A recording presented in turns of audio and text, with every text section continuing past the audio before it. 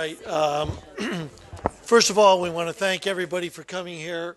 All the work that both caucuses did and the staff that did the work did a tremendous job in a difficult situation.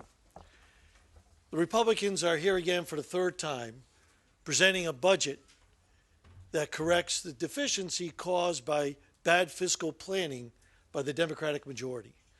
It seems every 3 months we're called to come in and try to fix a budget that's gone bad.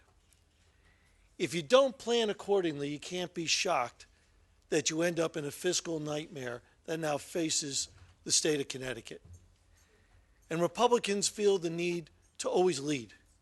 It would have been easy for us to sit back and say, let the Democratic majority stew in the juices of bad budgeting that they put upon us. But that isn't what leaders do. Leaders come out and say, we can take control. We can show a plan that's better. We can show ideas that will move this state forward in future years. That's what leadership does. Now, we have done this 3 times in a year. And the Democrats take our suggestions, cherry pick out the ones that are good, and then put it in their budget, and then claim their budget is bipartisan. And that's the problem. They don't get it. They do not understand the holistic approach that you have to take to this budget. It isn't about closing up the number, the hole. It's about setting a standard for the future. It's about getting real with the reality that's in front of you. They call it an economic reality, but it's an economic situation that they put us into. And we're a better state than that. We're a stronger state than that. They say get in a lazy boy, sit back and enjoy the economic reality. We say no, we're better than that. You like being second best, you like being third best. This group in front of you, they don't like it. They want to put a plan that moves it forward. So today, for the third time in a year, we are going to bring out our proposal that solves a problem and moves us forward. Representative Klarides. Thank you, Senator.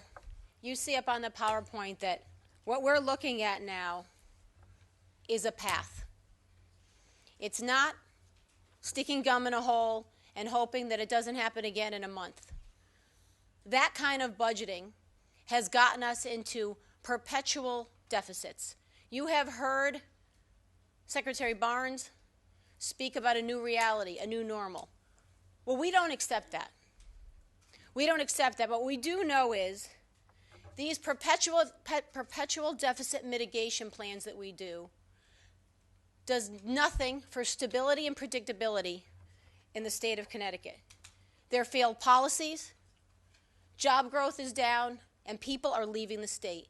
And if you look at the numbers going forward, we see not only a $935 million deficit for this year we're facing, and let's be honest, guys, we have a whole year and a few before that's over.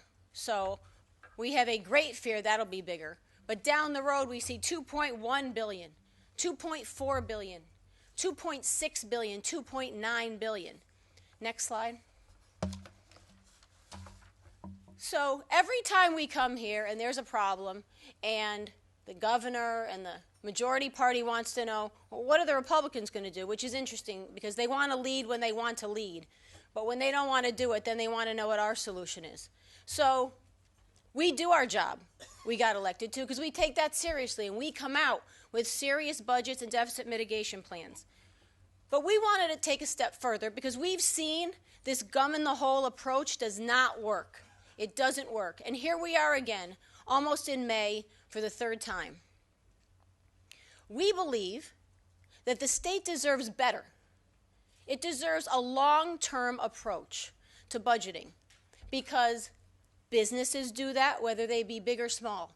Each and every one of you in your homes must do that. You don't budget for the next month or the next 2 months. You budget for 1 year, 2 years, 3 years down the road. And the only way we do that is by having fundamental changes to our budget process.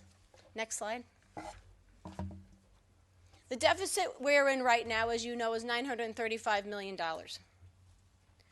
We have fixed that deficit.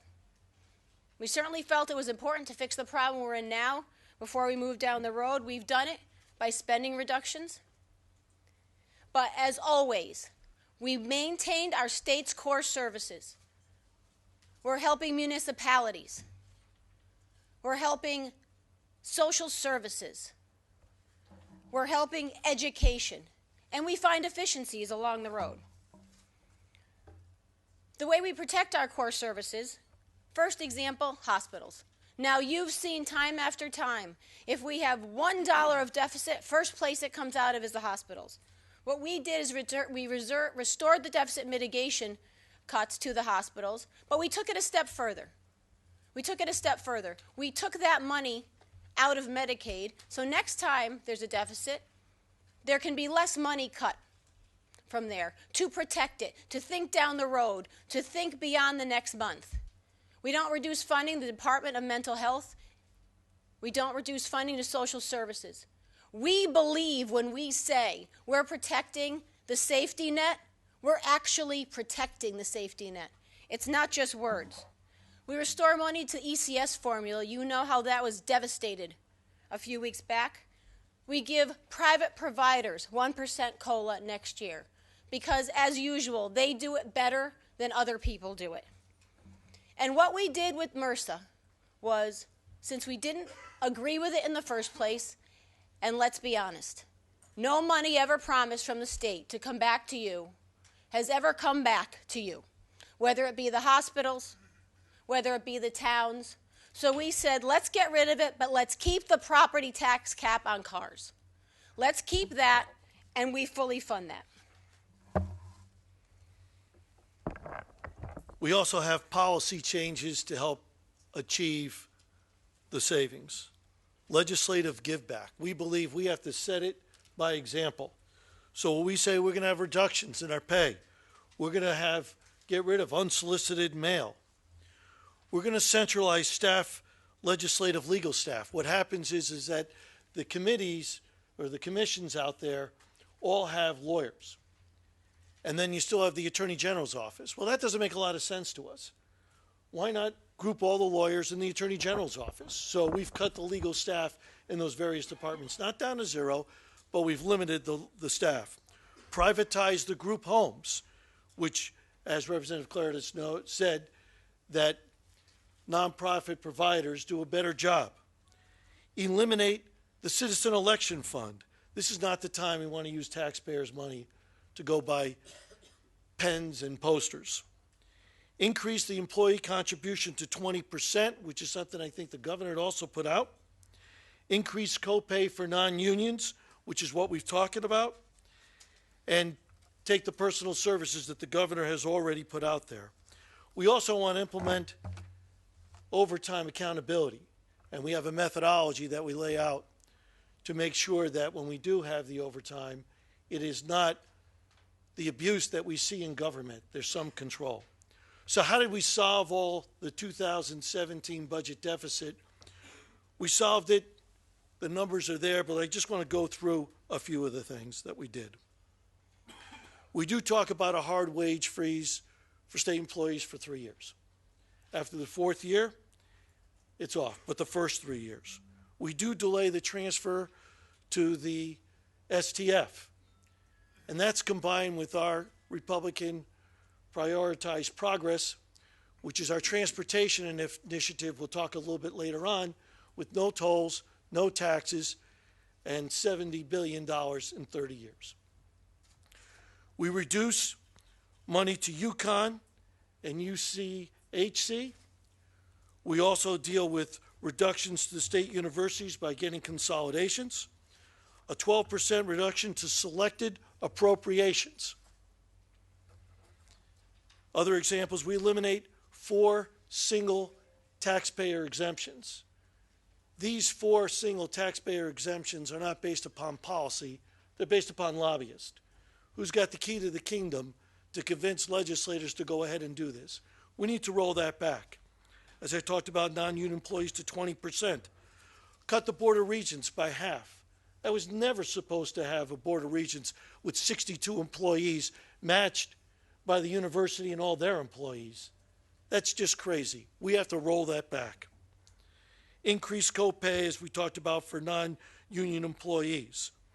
So those are some of the items that we do to get to our number of $935 million. So what happens after next year? We talked about a long-term plan, a pathway, a vision to prosperity in the state of Connecticut, something that hasn't been done before. That savings comes from several places. First of all, we have seen year after year bonding monies increase year after year. When Governor Malloy took over, the average of bonding money was $1.2 billion for the 5 years before he took over. The average has been over $1.5 billion since he became governor, and in fact last year was $2.2 billion. We suggest capping that and saving $1 billion off of that. Talk about the wage freeze Senator Fasano spoke about for 3 years with a salary increase in the fourth. Municipal aid, holding municipalities harmless. The reality is this: they do their budgets, they do them early, they do them responsibly, and then halfway through, we cut them off at the knees. That's not fair. It's one thing if they're not going to get any extra money from us, but they at least need to know what they're getting so they can do their budgeting responsibly. It's bad enough we're not doing ours responsibly. We're maintaining workforce levels. We're taking the personal services savings that the governor took. Other savings are rolling forward the obvious deficit mitigation savings that we had in December and in April, and then 12% reductions to certain appropriations. Next slide. We talk about that debt situation. We hear about revenues going down, revenues going down, revenues going down. What we don't talk about is spending goes up, borrowing goes up, and taxes go up. That's what we are focusing on fixing now. Next slide. When we talk about that bonding cap, reducing it by $1 billion, it's very important that we maintain that. Very important. And like I said, I don't think anybody would have complained 6 years ago that bonding was at $1.2 billion. That's not a few pennies. And we are proposing that it should be at $1.8 billion. We have to use a word that we all use in our homes, prioritize. Whether it's prioritize progress, we talk about our transportation plan, or it's prioritizing social services, prioritizing town aid, prioritizing education.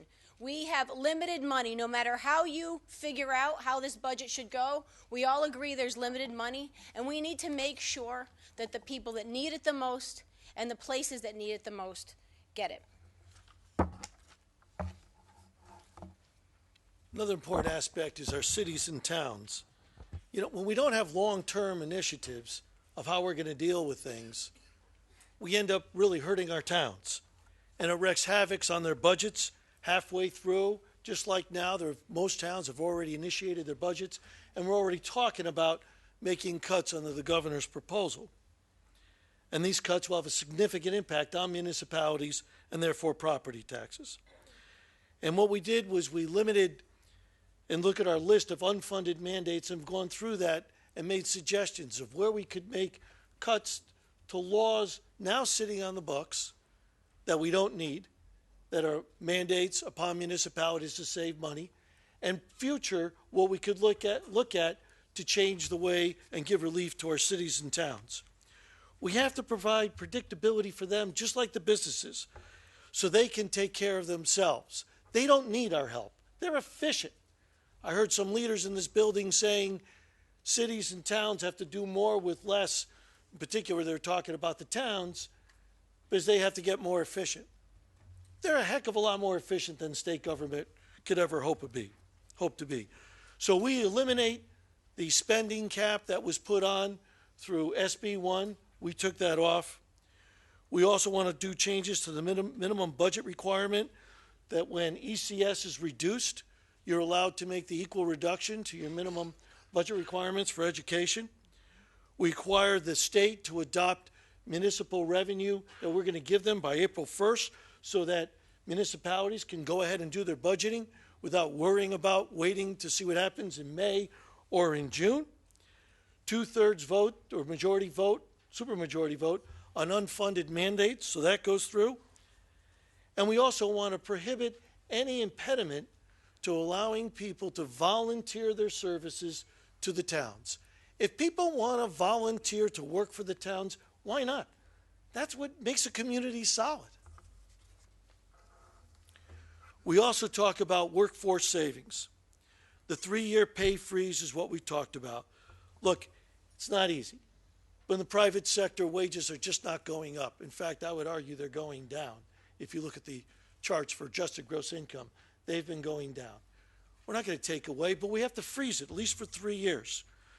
The attrition is about 2,000 employees that leave state service every year. Let's just not backfill that. Let's try to hold our workforce, and let's see if we can do that. We are accepting the layoffs that the governor have, but let's be clear. The governor's doing what he has to do because the union top folks who are the powerful are taking advantage of the powerless. When I talk to rank and file, they'll go up $5 across the board. They'll talk about making another 2% increase in their pension contributions to make it 4%. They're willing to do that. Put it to a vote.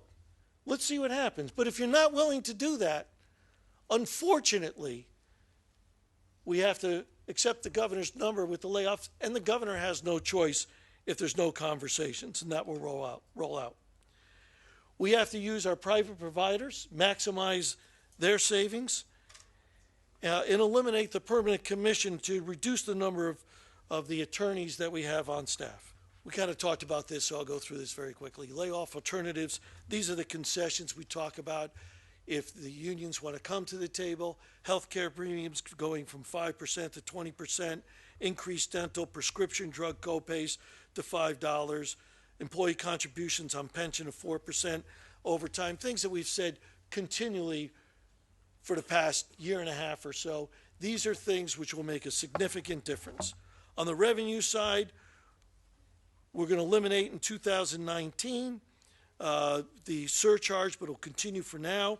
We eliminate the MRSA. However, as Representative Klarides, 100%, where the governor and the Democrats are at the car tax only funding 75%, which really cheats the towns. We're going to fund them at 100%. The rest of the MRSA we're going to do away with, and we're going to take off the cap because towns do it better. And the one thing is, we are going to put back the property tax credit. That was taken away in order to fund the car tax. We're going to put it back. If you believe in reducing property tax, this is the real way you do it. This is direct relief to folks in terms of taxes, is putting back that property tax, and that's what our budget does. Finally, transportation funding, prioritize progress. We've talked about this several times. The governor has his $100 billion plan. That's only happened in 4 places. 3 had to do with whole countries, and then 1 was California. Other than that, no one's ever done $100 billion. The state's just not big. I appreciate his initiative. I just think it's misplaced. We believe we can do it without tolls, without taxes, making transportation an initiative, making it a goal, and putting as far as our general obligation bonding in the language that we attach to our budget. You could read it. You could see exactly what we're doing, the changes that we made from the last time we presented this, positive changes. But this is how we get to it without raising $46 billion in new taxes, which is what the governor needs in order for his transportation plan to take off. And when you hear us talk about a long-term plan, a framework, a vision, there are ways we would like to try and implement that. There is Senate Bill 268 out there, which talks about long-term planning, which puts together a group of people, legislators, more importantly, business owners, because business needs to tell us what we need to do to help them do their job better, instead of us, in an arrogant way, deciding we know what's best for you. State auditors follow up. Right now, the state auditors kind of every 2 years go through this process where they see what is not in compliance and with each agency, but we want to take that a step further. We want to say, if you're not in compliance, you need to go before your committee of cognizance and have a conversation about how you should fix that and what you can do better in the future, which would, as always, make people more accountable, make it more predictable, and make it more sustainable. State electricity costs. Right now, we go for the standard offered and we're done. We suggest, let's look at other options. Just like people do in their homes, there's many different options we can look at for our electricity and for our energy. The state should be doing the same thing. Get the best deal that's out there. And then we go to fast track. As you know, the federal government is paying 80% of the funds for fast track. That goes away in 2 years. Where are we going to get that money? Where are we going to get that money? Unfortunately, when towns don't have money, or they lose money they think they're having, what happens? Property taxes go up. What will happen if we don't have this money and if we do not go along and have a long-term plan? Taxes will once again go up. So what's the impact of all these changes? Well, as we saw before, right now we have a $935.7 million deficit. We see 2.1, 2.2, 2.6, and 2.9. If we go with what we have gotten from the Office of Fiscal Analysis based on the spending and the revenue that we are now. If we look at our long-term plan, our framework for the future, we see surpluses. Yes, I said surpluses. I know we haven't said that word in many years. Of $25 million in the first year. $226 million. $352 million. $416 million for a total of $1 billion after this is said and done. You hear us use those words a lot, predictability.